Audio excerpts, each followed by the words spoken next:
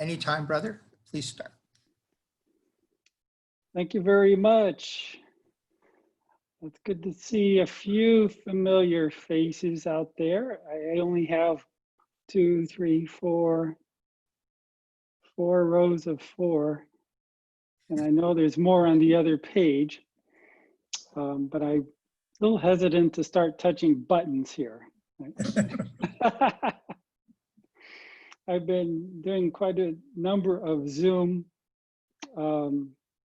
connections, and I'm still getting used to the electronic sphere. So I hope everyone is doing well, is staying sane, finding some happiness in the midst of what seems to be a realm of chaos. Right?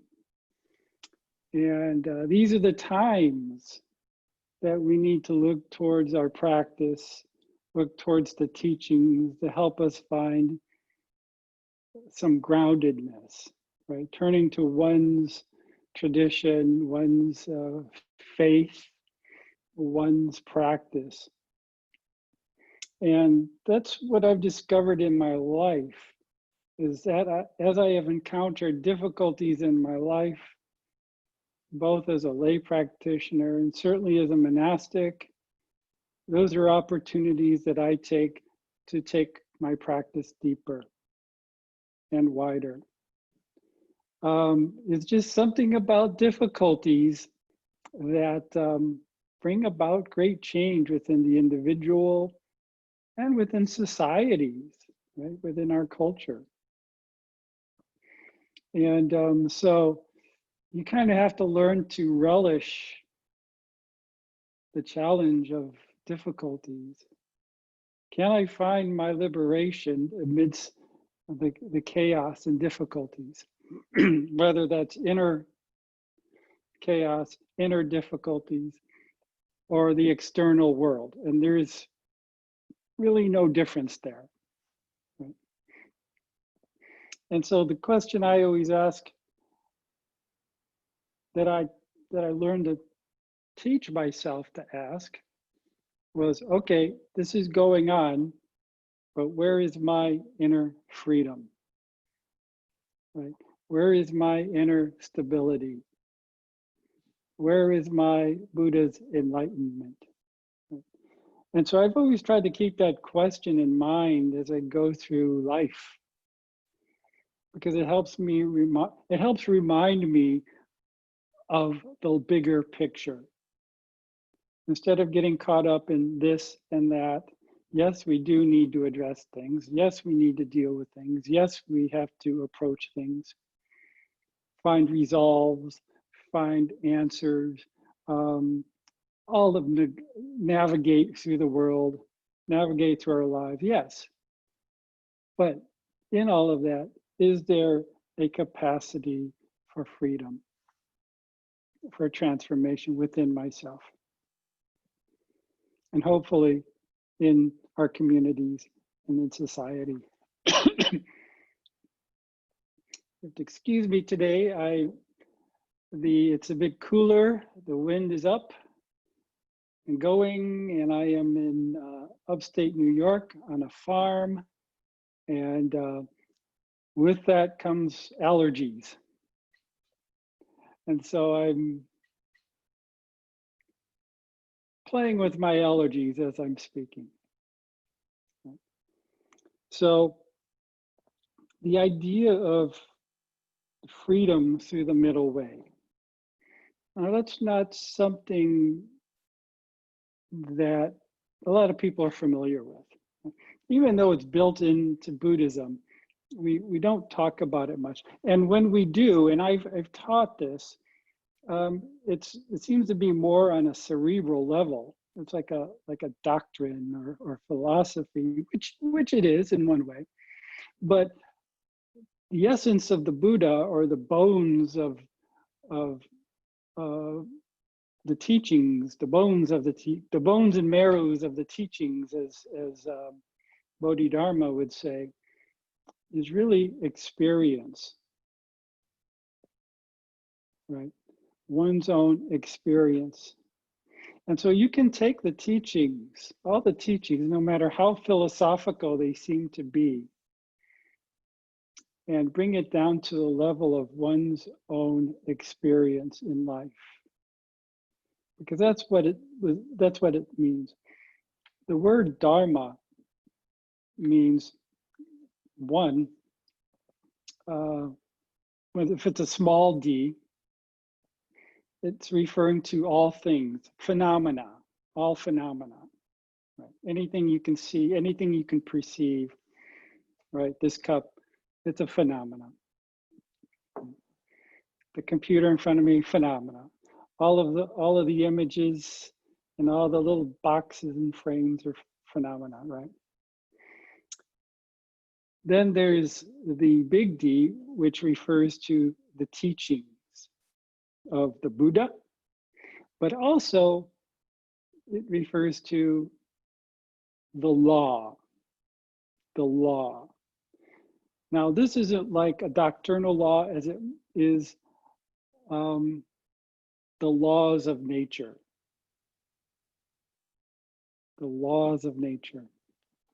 Meaning when the Buddha was trying to figure out enlightenment and how things work, how the human works, how the human in its environment works, all the nuances and the suffering that comes about. He was looking for natural laws, really. For example, this idea of the teachings of impermanence, right? Is that really a doctrine or is it an observation of life? Yeah, observation of life. The things dependent origination or interbeing, is that a doctrine or is that an observation of life, of how things exist, how things work? And so when we look at the teachings, it's really about the human experience. And can the human overcome their difficulties and find unity or oneness? And so that's the middle way. The middle way is a teaching and an experience of our lives. And so the very first sermon that the Buddha taught after he had his great awakening in the forest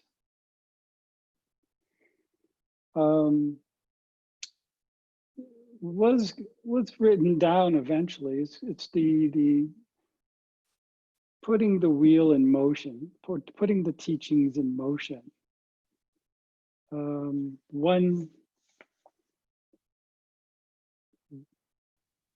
One translation has it rolling forth the wheel of Dharma, setting in motion the Buddha's teachings. And the very first one, the Buddha talks about the middle way. And the discourse goes, at one time the Buddha was staying near Varanasi in the deer park. There the Buddha addressed a group of 5 mendicants. Mendicants, these 2 extremes should not be cultivated by one who has gone forth, referring to monastics, or later on referring to lay people who follow the path. What 2? Indulgence in sensual pleasures, which is low, crude, ordinary, ignoble, and pointless. And indulgence in self-mortification, which is painful, ignoble, and pointless.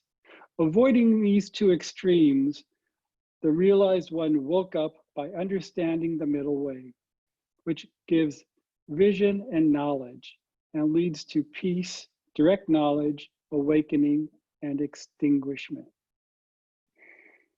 So the Buddha was saying, and this is reflected on his path. Like, he was a prince. He had everything that a prince could want. He had a harem. He had palaces. He had a bamboo Maserati. Somehow a flat screen TV. You know, everything he wanted, right? And so you have that capacity of indulging, right? Sort of this hedonistic hedonistic lifestyle, just giving in, watering the senses more and more and more and more. And we can see that in society. Maybe we see it in ourselves a bit, but then there's the other extreme lifestyle. After the Buddha had left the palace, decided that he was not happy, that there was more to life than getting everything he wanted. He began these really austere practices. In fact, the 5 mendicants mentioned in the sutra were the guys, the first 5 practitioners that he hooked up with and practiced with, which was these really austere, difficult practices that took him to the verge of death, took him to the verge of his own death. And fortunately, he woke up and saying, this ain't the way either to find my freedom. And so he's talking about the first aspect of the middle way of our lives. Not getting everything you want, but yet not self-destruction. And later on, that comes into play when he's talking about one's practice. And you can use this to evaluate your own practice of where your practice is at, where you are with your practice. And the Buddha was walking, and I forgot where he was, but he came across this young monastic who was young in the practice. And he saw him, striving and striving and striving, and apparently a little too much. And he wasn't getting anywhere with his practice. Right? And so his name was Sona. I just remembered. His name was Sona. And Sona used to be a musician, used to play what you might call today a lute, a stringed instrument. And the Buddha, knowing this, said, well, if you tighten the string too tight, what happens? The string will break and there's no music, there's no harmony, there's no sound. If the string is too loose, well, again, there is no harmony, you can't make music, it doesn't work. Right? So you can use that to guide your own practice. Are you too energetic, where it creates tenseness, maybe fatigue, frustration, or not enough effort? Maybe you're a little too laxed about your effort, about your practice. Right? So this idea of finding the right mode in one's practice. And this is the wonderful thing about this teaching on this level, is that, I do counsel people on their practice. And I can't tell you where your middle path lies. And so this is something each individual has to discover themselves. Right? So you don't have this religious authoritative individual saying, okay, you need to do this, that, right? But rather, you find the middle way on your own. I just say, look, there's a middle way, you got to find it. That's my job. It's you to discover if your practice is too loose or too rigid. Right? And each individual is a bit different.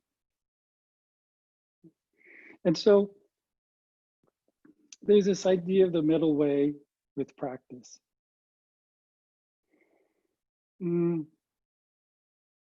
There's also the middle way of understandings. And this is a little, I'm trying to reframe it and trying to stay away from getting too philosophical with this. And it's in that area, that sort of gray area. But essentially, when I look at the idea of the middle way, this way or that way, loose or tight,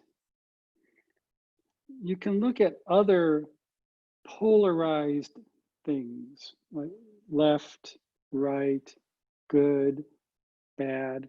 You see how this is working out? Sort of these polarized views of things. And there lies this dilemma of seeing them as absolutes. It's absolutely this way or absolutely that way. And for example, this idea of a self or a no self, right? That's the common language with the middle way. And it's something that's been thoroughly explored and written about by 2nd century master Nagarjuna, who's seen as rather the patriarch of the middle way school. So this idea of extremes, self or no self, and he's talking about not so much about the ego so much, but actually about the Atman, the soul, right? The soul, that's this entity that exists within our body, and then when we die, the soul, the Atman, goes to Brahma. In Christian terminology, it's the soul that goes to heaven or hell. If you're Catholic, it goes to purgatory.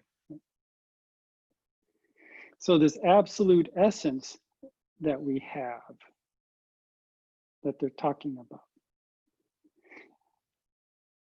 And on the opposite side, you have no self, or no self exists. It just, when you die, nothing. It's like we're not a part of things. But when we die, that's it. And so this idea of pitting these two against one another. So there's an absolute self, or there's absolute no self whatsoever. And the Buddha said, well, one, I couldn't find any lasting thing as I explored my life and through meditation and through observation. And when you think about it, what is everlasting? And you can contemplate that. Well, so far I haven't been able to find anything. Even when I grew up under the San Antonio mountain ranges in Southern California, huge. Mount Baldy is over 10,000 feet. But even mountains decay, right? The geological process tells us that. And that mountain wasn't there forever. The plate tectonics that we walk on, they're moving, right? So really, the Buddha couldn't find anything that was not impermanent. And he searched to his meditation, and he couldn't find the self either, this Atman. Now, he knew that we exist some way. I mean, I don't know about you, but I certainly feel I have a presence here, right? Even if I am in two-dimensional form before you, right? I certainly have a sense of myself. So what he was saying was, it's not that we don't exist, of course we exist, but how do we exist? Right? And so as he looked into that, he began to see, well, everything is interconnected. Everything is part of everything else. Right? And so this idea of being this non-absolute being, but yet interconnected with everything else, dependent origination. And you can you should explore this, right? You should explore this as practitioners. What takes to have this present moment experience? And you can look at your present moment experience and look at all the different things. For example, right now, I'm looking out, there's a window in that direction. That's why it looks a little green in here, because that's the light coming through the trees. You have a big picture window over there.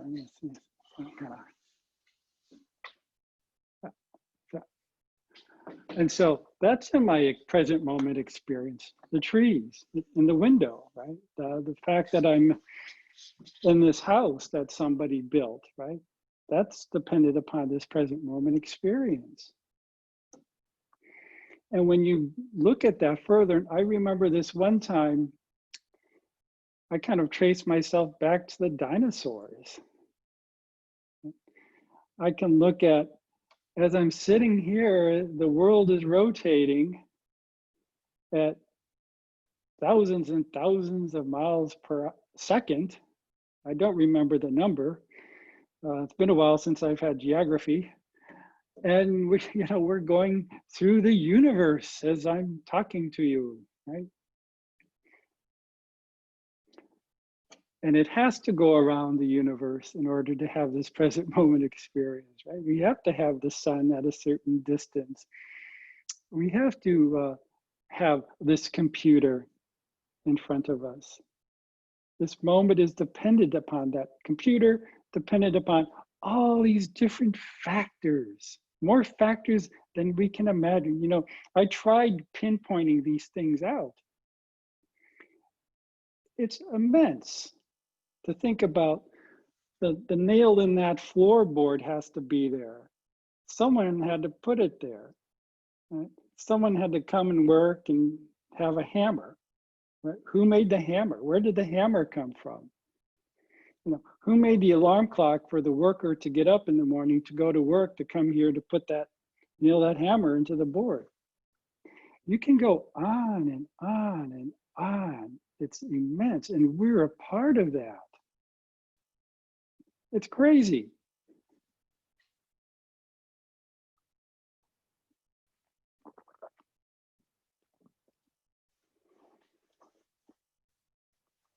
When we think of who and what we are,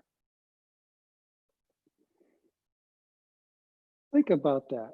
If someone asks you, let me ask you, who are you? Right? Who are you? And where does our mind go? When I ask you that question, where does your mind go? Well, my name is, I do this for a living. I am such and such years old. I'm married, unmarried. I have children. I do this for a living. I live at da, da, da, da, da, da, da, da, right? We have all these descriptions that's kind of around us, right? But doesn't quite get to that very essence of who we are. It talks about the circumstances. It talks about identities. But am I that? I'm a Buddhist monk. Well, yes, but is that all? Right? Is that all? Do I see a little further than these designations or these lakshana, signs or characteristics? Am I more than lakshana? Am I more than my identity as a monk? Right? Or a man? Or a son? Not a father, at least not that I'm aware of. Or a brother? Right? Am I something more? And this is the practice of the middle way. we're born into this world, and the world classifies us, right? We get a name, we get a family, we get an address, we get a gender identification, we get, you know, first grade, second grade, we're a grade schooler, junior high schooler, et cetera, et cetera. And then we get a label for what we do and how we're supposed to be and what we're supposed to be. Maybe we even think those things up because we think that's what we're supposed to be doing. This is who I'm supposed to be. And so as we go through life, we tend to put ourselves in little boxes, kind of like what we're experiencing here on the screen, right?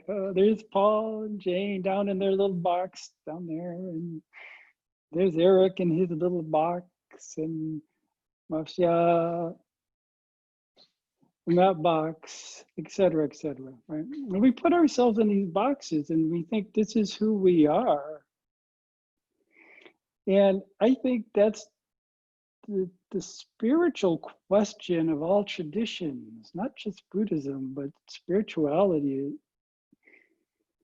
And that is seeing us in another way, seeing myself in another way, seeing other in another way, seeing the world in another way. Not just this conventional mode that I've been fed all my life. Maybe you've been lucky and have had that spiritual teaching when you were a child. I didn't get that. But even spiritual religious traditions create boxes, right?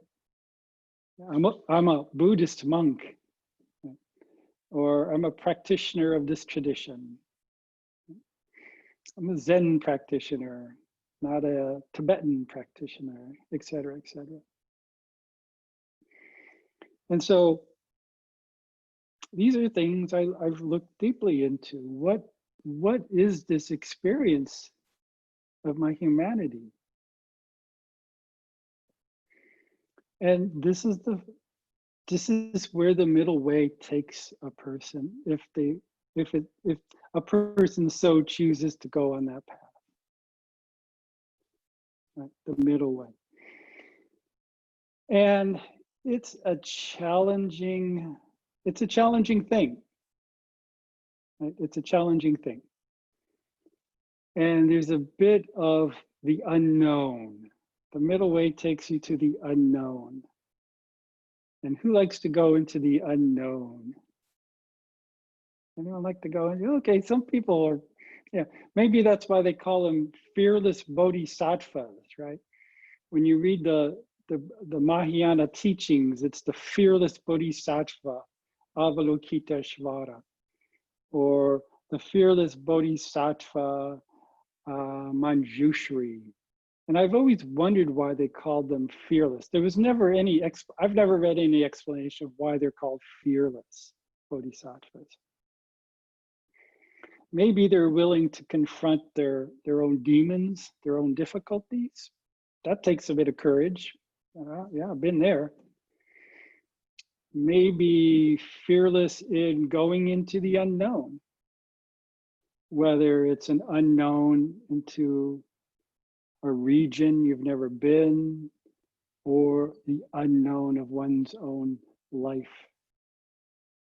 We think we know, we want to know. How much of you do you know? Right? And that was the Buddha's path, learning to see the unknown of his own being. And that, again, that takes us to the middle way. And again, it takes us to the unknown.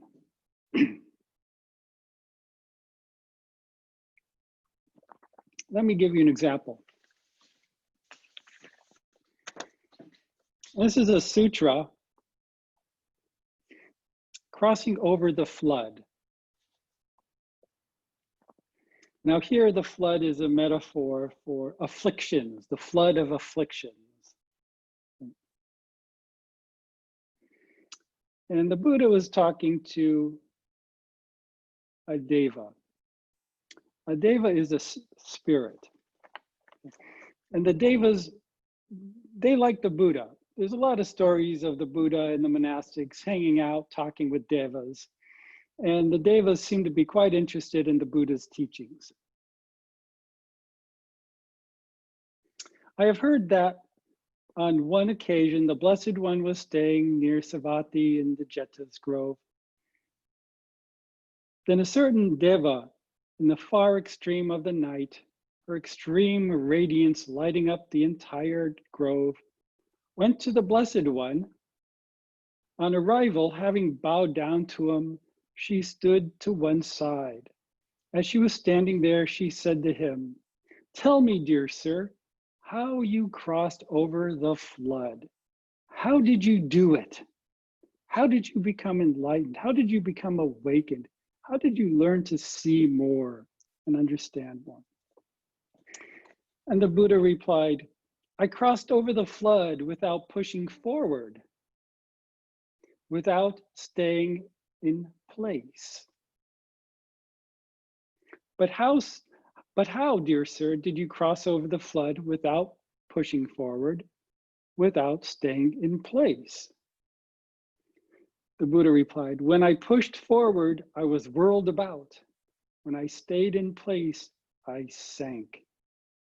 And so I crossed over the flood without pushing forward, without staying in place." And it goes on with the deva being grateful to the Buddha for that teaching.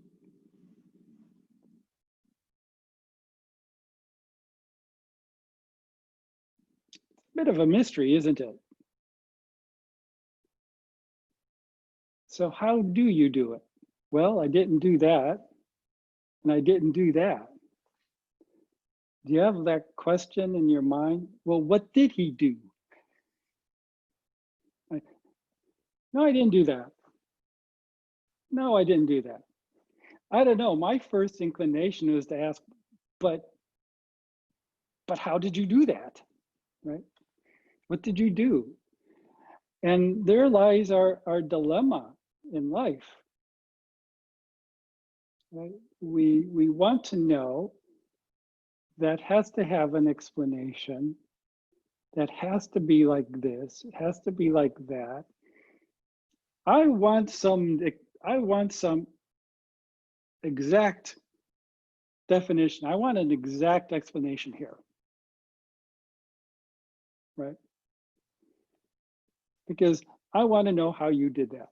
But I didn't do this and I didn't do that. And that lies the key.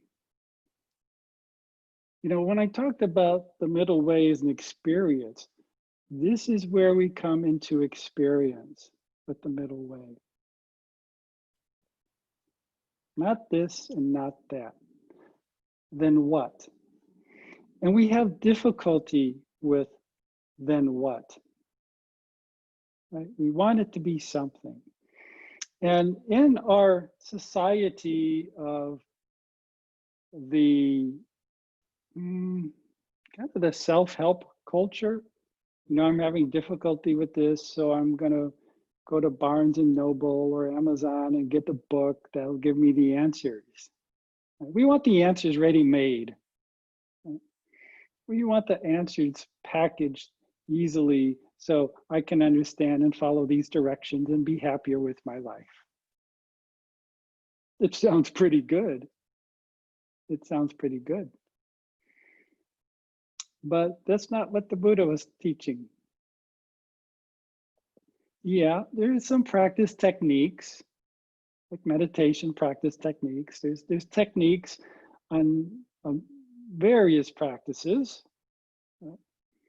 meditation practices, walking practices, you know, sutra studies, etc., etc. You know, our teacher has tried to make the teachings accessible to people. Washing the dishes is a practice. In Zen, all things are a practice. How do you walk from this side of the house to the other side of the house, right? So there are these types of guidelines, and you know, you follow your breath, relax, make sure the body's relaxed, et cetera, et cetera, et cetera.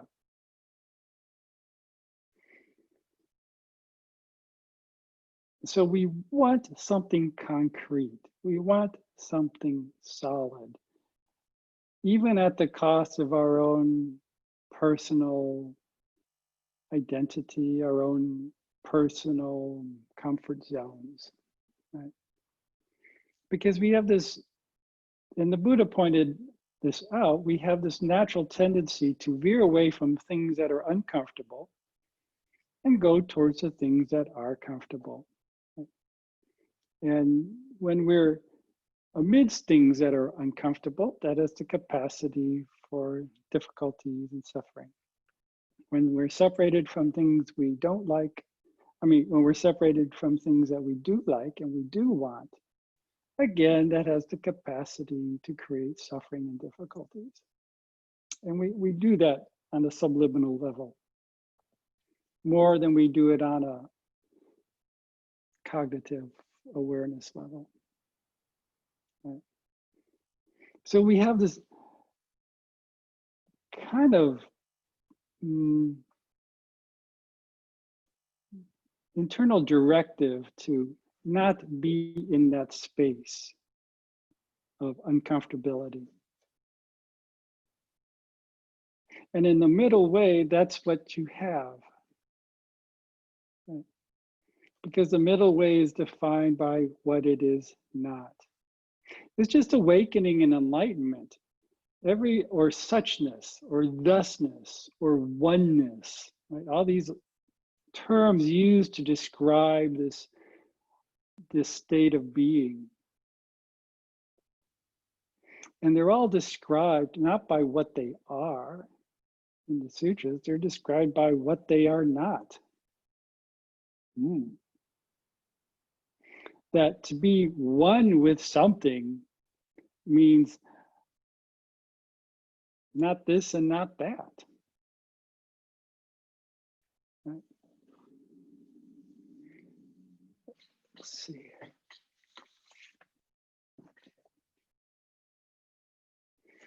The third patriarch of Zen, Sansung, wrote this rather lengthy poem, which is quite well known in the Zen world. And the very first stanza, the great way is not difficult for those who have no preferences. When love and hate are both absent, everything becomes clear and undisguised. Make the smallest distinction, however, and heaven and earth are set infinitely apart. Making distinctions.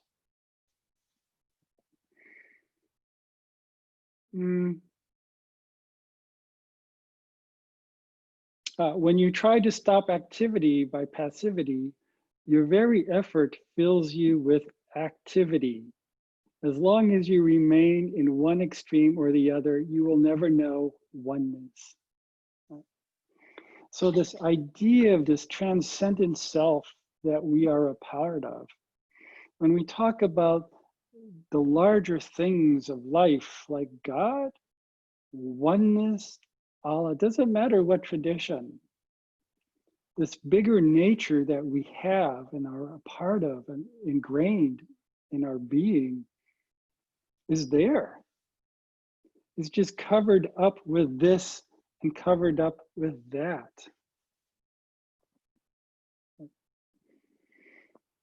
And so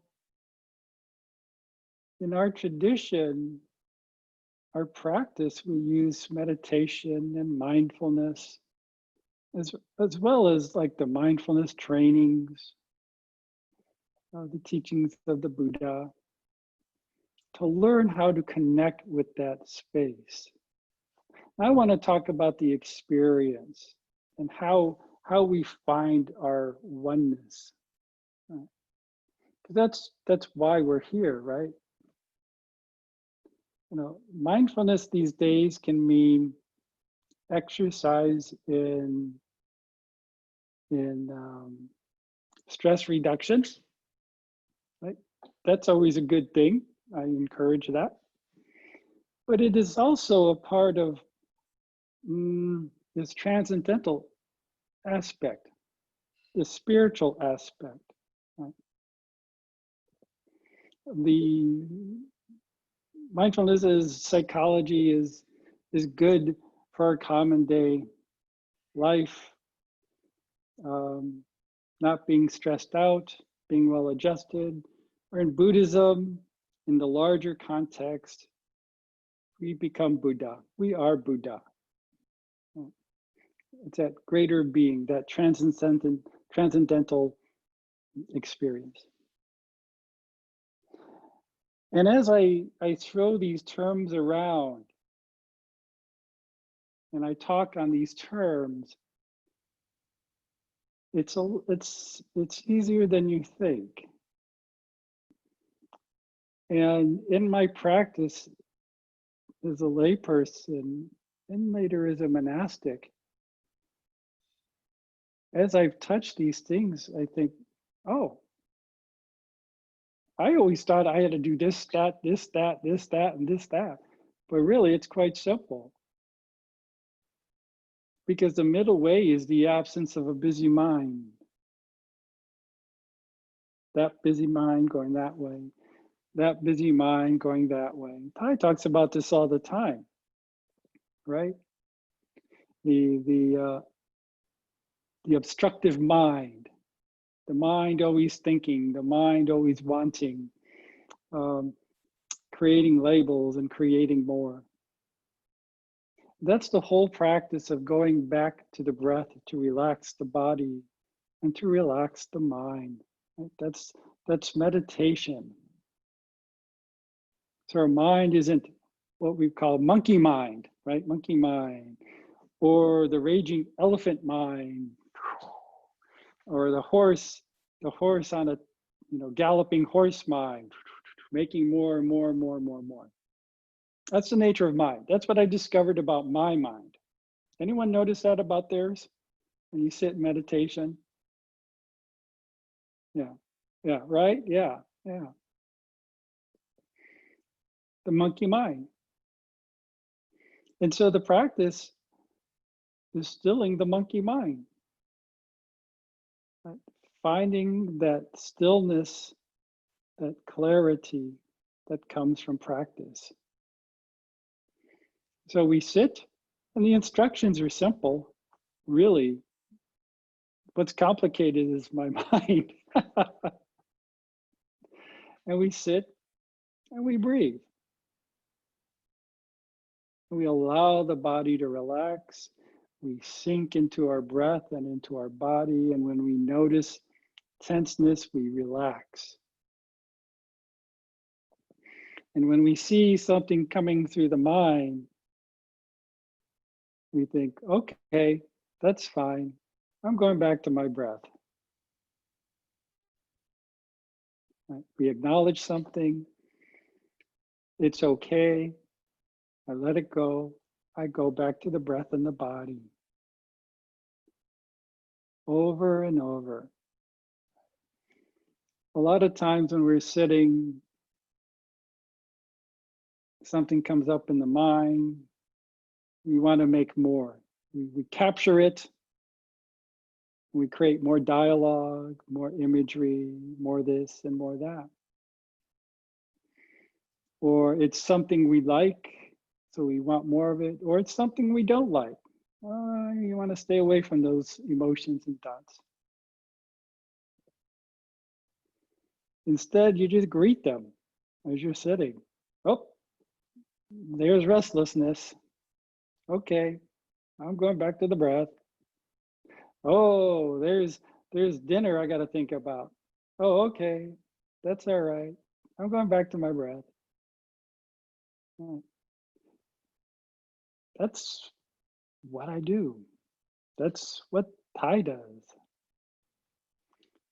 And as we do this, the body becomes more relaxed. more spacious, and we find a bit of equanimity and solitude, where we don't feel we need to chase anything. So that's equanimity born out of samadhi. Samadhi is concentration or collective attention or sustained attention, whatever language you want to use. The absence of the busy mind. And so we just do that over and over. And as we do this and train ourselves, we find that equanimity and that spaciousness. And you don't, and this is where you're getting to awareness. You're allowing that awareness to grow. Let me make a distinction here. I don't think people always get this. I didn't at first. You can look at the mind in several ways. And this way, we're going to look at it in two ways. You have awareness, and then you have mental formations. Mental formations are all the things our mind comes up with: thoughts, ideas, images, classifications, language, etc., etc. You can call it mind in motion. Mind in motion. Awareness is just this field of conscious awareness. It's just there. It's like a light bulb radiating light. Right? It doesn't move, it's just there, it's just presence. And awareness is the absence of, yeah, you're aware of the busy mind, but there's this awareness of awareness, right? To where you're aware that this is happening in your mind, but it's okay. You're not, the mind's not in motion. It's just observing things come and observing things go. That's the importance of the understanding of impermanence that the Buddha was always talking about, right? The impermanence of things, the impermanence of that thought, of that mind in motion, coming and going. In Zen, there's this metaphor of the mind is like, the awareness is like a clear blue sky, vast, expansive.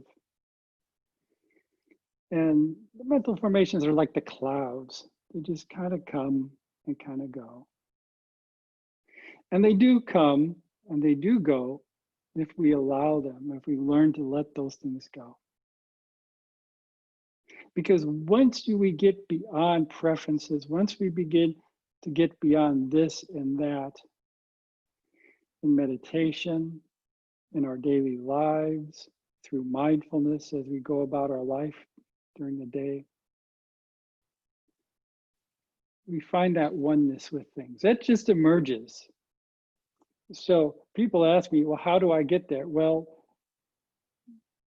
you put things down. It's not like getting there. It's like those things, that oneness, that enlarged aspect of ourselves emerges in our experience as we let things go.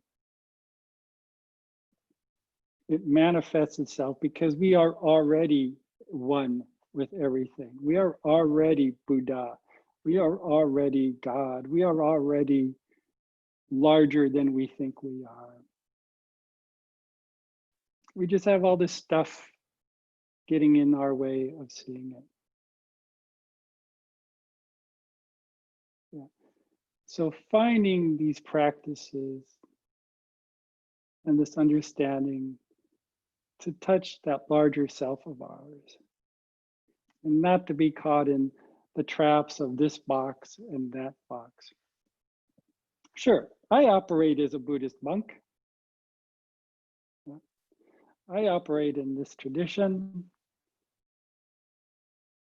It's good to know that when I'm driving, everyone knows what a red light is and what a green light is. Yeah. So we need these designations. this language, but we're more than that. And as I look at society and what we're going through today, it has great ramifications. Yeah. Are we more than what we think we are? Are we more than what we're operating on? I'm going to throw a couple more terms and then probably wrap it up. This idea of an absolute truth, absolute reality, and a conventional or historical reality or truth. People use different terms. So absolute and relative, or absolute and conventional and mundane, right? Two truths. Not different truths, but they're describing the same thing. On one level, we have this absolute aspect of ourselves, our Buddha nature, our larger being. Right? And then you have the conventional, mundane, everyday understanding of things. And sometimes that relative or conventional or mundane truth is often referred to as the concealer truth, because it conceals our greater nature that's unbound by language, unbound by concept.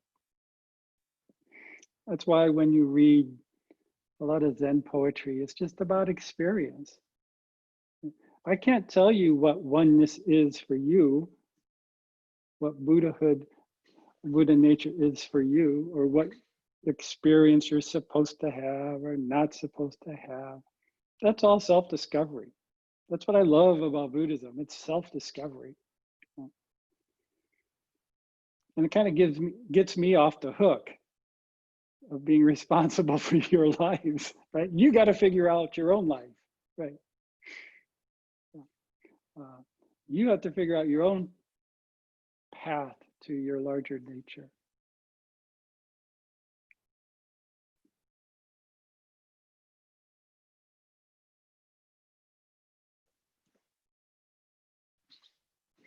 Thank you.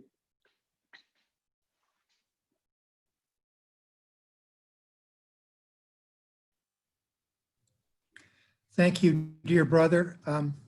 We now have time for questions, if you have any. And the best way to do this is, if you get to participants and click that, there's a little area back there called raising the hand.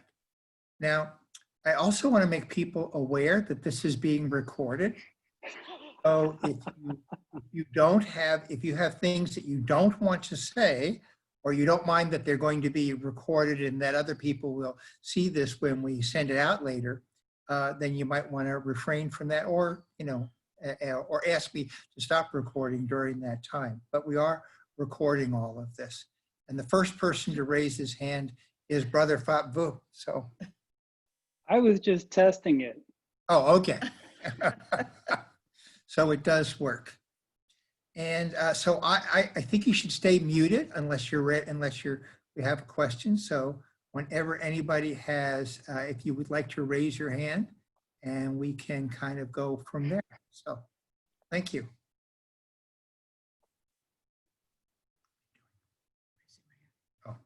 Oh, the first person to raise his hand, our hand is Jane. I'm raising our hands. Hi, Jane. I have a question for Brother. So when you're talking about finding our own middle way, do you see the experience of being in nature as sort of an elemental experience that, because we're automatically, it's like when you're out, you're listening, you're with the birds, you're hearing them, you're seeing flowers, you're feeling the sun. And do you see that kind of experience as kind of a opening up an easier way to finding our path, finding our interconnectedness, and then from that, our path? Yeah, nice question. Definitely. I mean, when you read all the Zen masters and their poetry, And, it's about nature and living and life. And, Thai is very big on that. When you read his work, and you notice all our monasteries are in the rural areas. We only have a couple in-town urban temples. They're always out in the rural areas. So, nature is a healing place. Right? Great place to put down our stuff and just to be with nature. Yeah.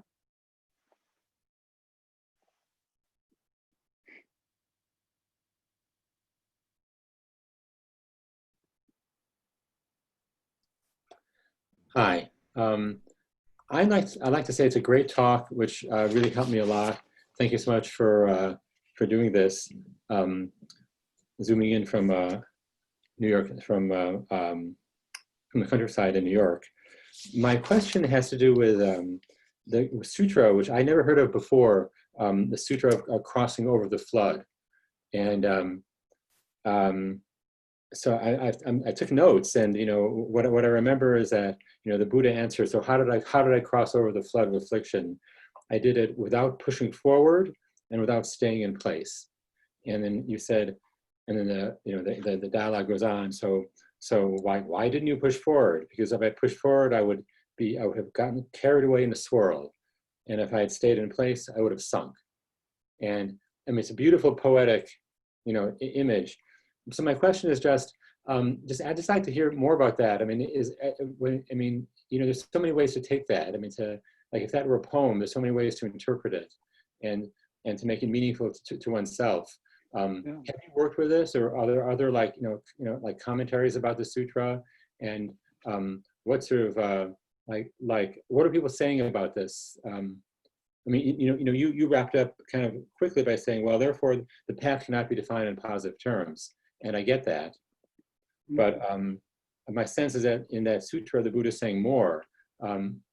Excuse me, there are some specific pitfalls. There are some specific things not to do. Can you please talk more about that? Thank you. Okay. I haven't heard a lot about this sutra. I read it. It's the first sutra in the Sutta Nipata. And I was just enamored with it. I love the kind of language that the middle way brings forth. I love that language. It kind of tickles me. Yeah. And so no, I've not seen any commentaries on that. And so I love that, because then I can explore it myself. Right? And gain my own relationship with that sutra and those teachings.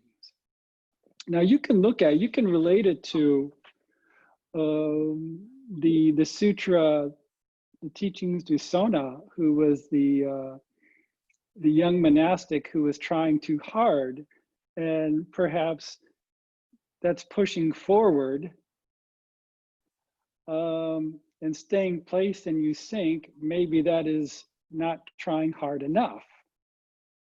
Right? So it could be related to that. And the fact that they're both in the Pali Canon is probably what it's probably referring to in a lot of ways.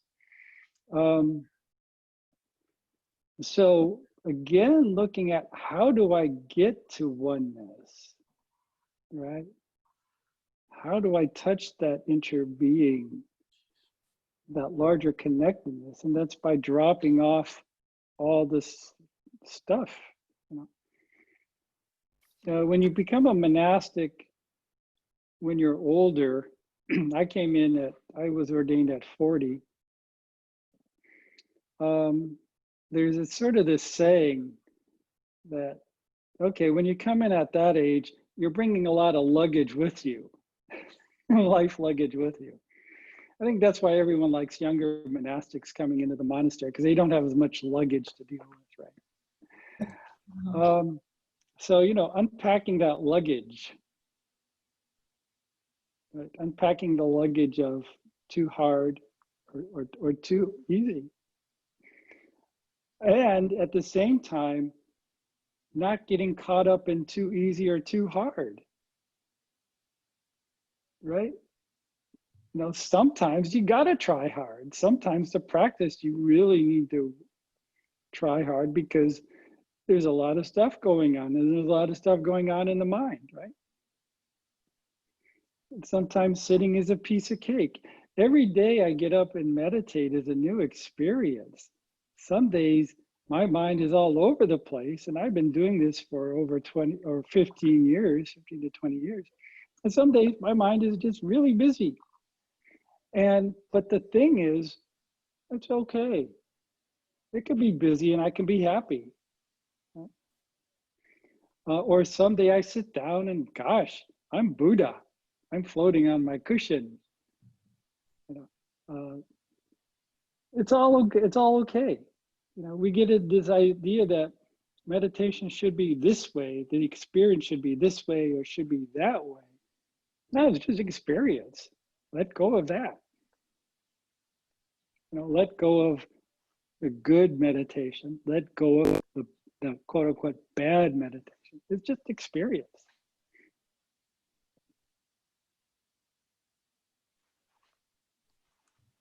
Hope that helped. Thanks. Who else has hands raised? I'm missing them. Oh, Dave Bittinger, please. Brother Phap, I wanted to first thank you for Nothing to It, which our Mindfulness Center enjoyed reading. And if it doesn't sound too petty, in addition to the insights and wonderful lessons in there, I admired it as a work of literature, and I kind of wished I'd written it. Anyway, as a further question on your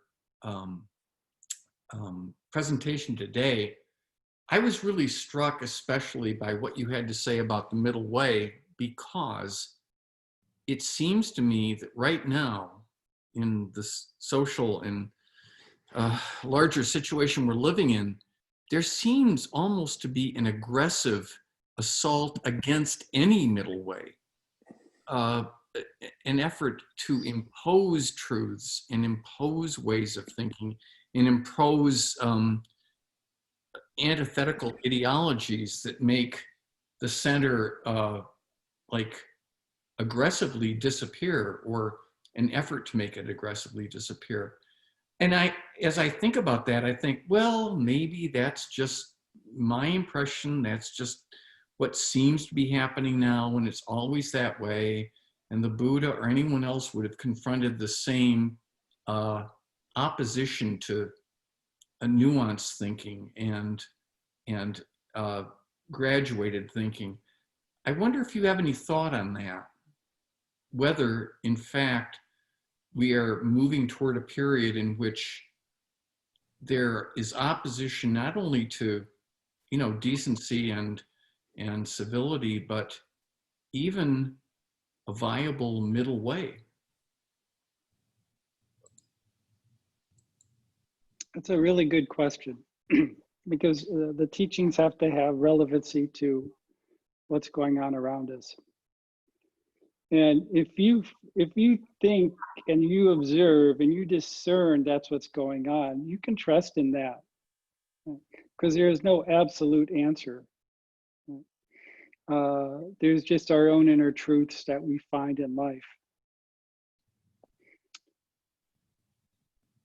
Yeah, when we talk about that space in the middle way and not being caught in this or caught in that, some people mistake that as sort of like looking at the social issues of our time, not having an opinion, not having a view. That's not it at all. It's referring to our inner work, in our inner space, to find that larger being, that calmness, that clarity, that oneness that we can make decisions on, that we can look through clear eyes instead of emotional eyes or wrong view eyes, right? So don't mistake this idea of equanimity and not not assigning language as this is how things should be in life or how I should view things, right? And not have opinions or work towards something important. That being said, yes, of course there is that, what you are experiencing, what you believe to be true. And the reason is because there is no clarity in the world. There are no practitioners, few practitioners in the world. Maybe people are caught up in religion and politics. Look, the Buddha made a distinction over and over. You read it over and over again in the sutras. There's the world, the worldly people, and there are the practitioners.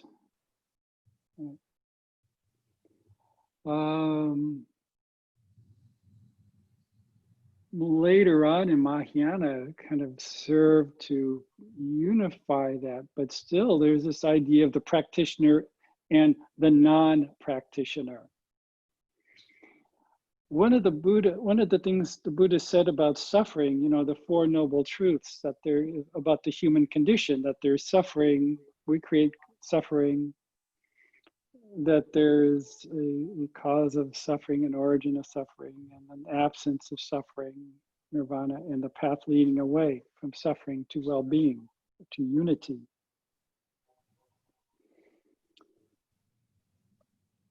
The Buddha said to really explore what suffering is and how prevalent that is in our lives and in the world around us, and how unenlightened beings are. And that it's, I mean, I totally understand this. When I was younger, I was, you know, I wasn't Joe Clean, that's for sure. But it seems to be that human beings typically create suffering. And I think the Buddha was saying that's sort of the almost a natural state, because we're not seeing larger things, right? In society, when people begin to see larger things, things improve, right? That's when we make strides, but typically human beings don't. We create suffering. We've always created suffering. Even at the time of the Buddha, there was warfare, bloodshed, social inequality, class systems, et cetera, et cetera. So things haven't changed much. And as I've studied history and prehistory, it's not a matter of civilization. It's not a matter of modern times. This is one of my biggest lessons of archaeology. It's just that suffering has always been there. We managed to do that ourselves. Even environmental calamities, we've done that in the archaeological history, way back when, right? Even back then, we believe that there were species that people killed off, and that was with stone tools.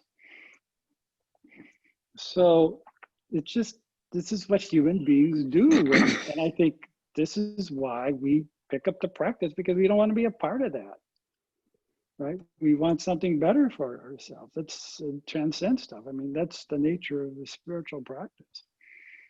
In our case, our spiritual practice also, it bleeds, it's not separate from other, but it's part of, right? So it's not so much of the spiritual practice as getting away from something, but more like, how do I digest and operate in this world of humanity that has a lot of suffering in it? Yeah, I hope that's helped a bit. So, Brother Phap, I wish to thank you for this wonderful Dharma rain that is nurturing us. And I'm led, as I think many humans are, to seek analogy to understand these words. And I have a great affinity for canoeing and remembering times that I've fallen out of my canoe for various reasons. And by analogy, one cannot stay still, but one cannot fight the current too easily. And I'm led to think just the natural, once you get that understanding that you go with the current to make your way to whichever shore seems to be closest to you, and you make your way a little bit at a time, which is not inaction, certainly. It is a form of participation in the world, but it's a form of participation that is connected to the moment you are in. And I'm asking this question to ask if that's a bit of an oversimplification, or if that's perhaps an acceptable basic understanding.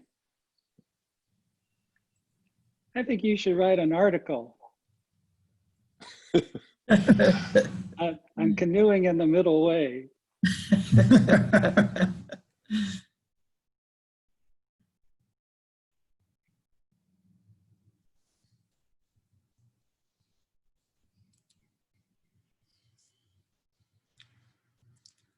Are other hands raised that I'm missing here?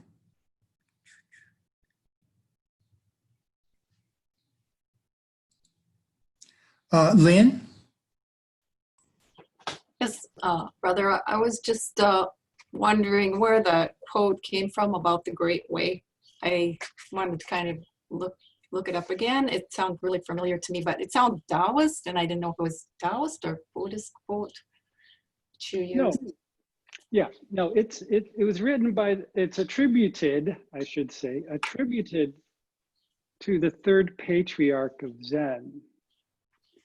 And if you go online and put in third patriarch Zen or faith in mind, Master Sheng Yen wrote a wonderful commentary on it. I just loved it, on faith in mind. It'll come up. It is very popular. It's very well known, and you can find different, couple different translations of it too. It's about unprinted, like a page and a half or so. Yeah. It's very powerful stuff. It's great stuff. I love it. Thank you. Yeah. Thank you, dear friends. We have maybe time for one more if there's anyone else who has a comment or would like to ask a question of brother.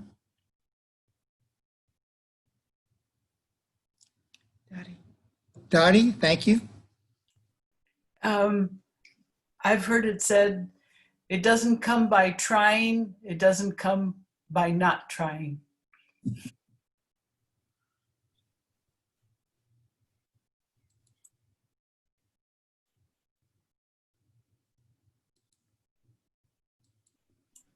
He's muted. There we go. There we go. There we go. First of all, I have to say, Dottie, that your garden has come in beautiful this year. You got this lovely giant iris. Quite nice. Yeah. Yeah, what does that mean? Trying but not trying. You know, and yeah, I mean, you got to sit down and meditate, right? I mean, you got to go in a direction. But then again, you can't get caught in direction. Right? I mean, there's a saying, you start off in the conventional and wind up in the ultimate. you got to use conventional means to touch the ultimate, to touch interbeing, touch oneness, right? So in a sense, yeah, you got to sit down. Right? You got to have that intention and vow.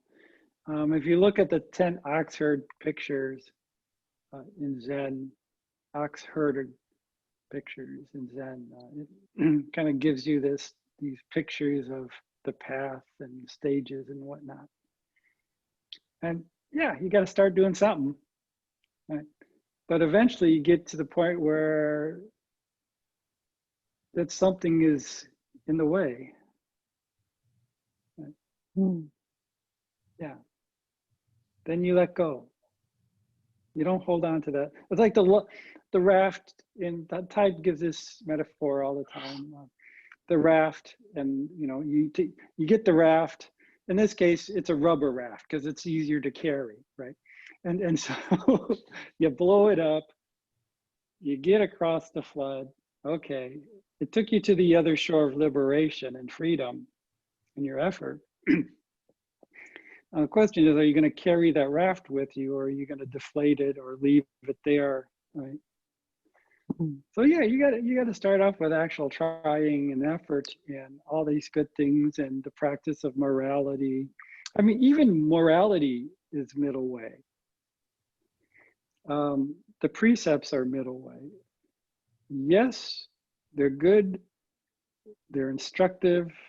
They're a great practice. Morality, it's your relationship with yourself and relationship with the world. But on the other hand, it's not absolute rules and regulations.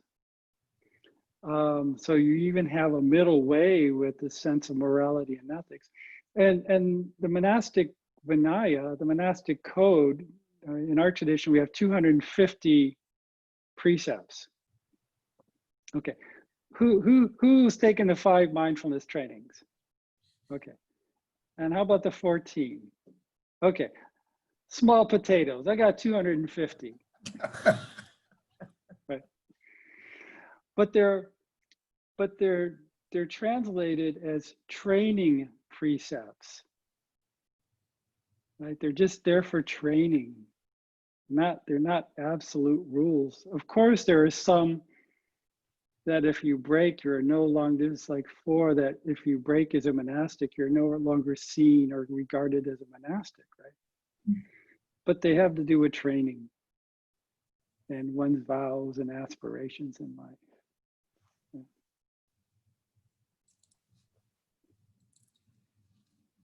Thank you all, dear friends, for your participation today. I thank everybody for showing up. Very deep bows of gratitude to Brother Phap for, as always, his talks are very informative and very much down to earth. And I just want one more. Oh, I don't have it on this screen. I'm sorry. On my other screen, on my other computer. But just to remind it that Brother, he lives on the kindness of all of us. And so if you have if you appreciated the talk and would like to give a little bit to the group, dharmapathways.org, all small, no separation there, /donate to kind of go with that. I also want to thank my very good friend from Minneapolis, Kristen, who has been helping with the chats and is a much more technical wizard with the Zoom platform than I am. And I hope we have you back again, brother. You have been thank you. a font of wisdom for us all. So thank you all. Thank you very much. Yeah.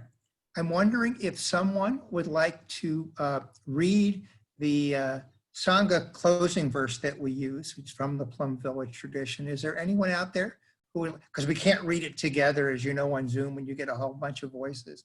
Is there someone who'd like to read it? Dottie, thank you for doing that. Practicing with Sangha, the way of awareness, gives rise to benefits without limit. We vow to share the fruits with all beings. We vow to offer tribute to parents, teachers, friends, and numerous beings who give guidance and support along the path.